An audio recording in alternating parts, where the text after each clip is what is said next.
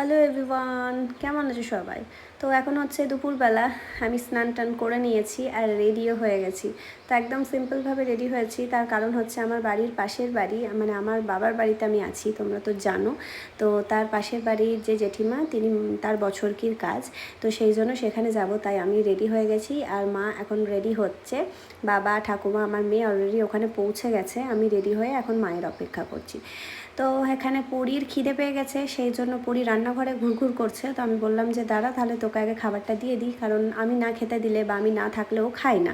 তো সেই জন্য ওর চিকেন আর একটু সামান্য ভাত নিয়ে চলে এসেছি। আমি ওকে বলছি যে একটু বস, আমি এই চিকেনটা ভালো করে তোকে মাখিয়ে দিই।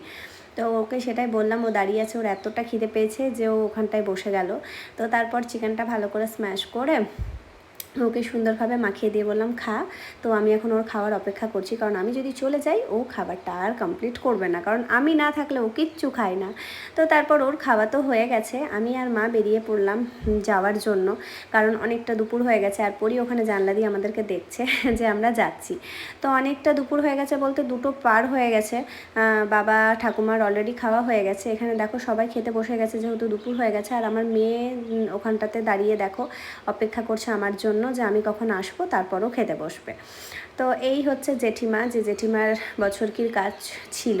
তো তারপর আমরা খেতে বসে গেছি। ফার্স্টেই দেখো আমরা বসে গিয়ে আমাদেরকে দিয়ে দিয়েছে ডাল, শাক, পাঁচ তরকারি। আমার মায়ের খাওয়া শুরু হয়ে গেছে, আর আমার মেয়ের দুঃখ, তার কারণ ওর বান্ধবী ওর পাশে বসেনি।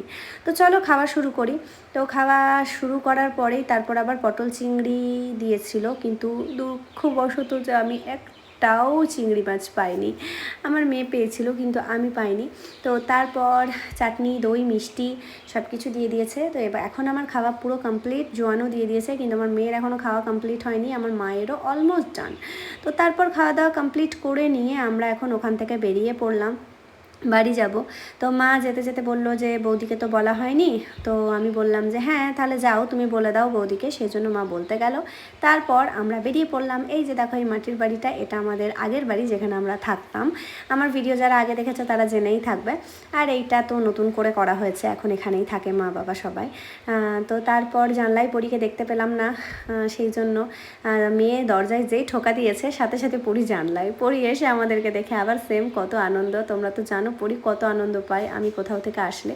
তা আমি এবার ভিতরে ঢুকবো, তার জন্য গেটটা খুলছি, আর পরি আবার জানলা থেকে লাফ দিয়ে চলে এসেছে।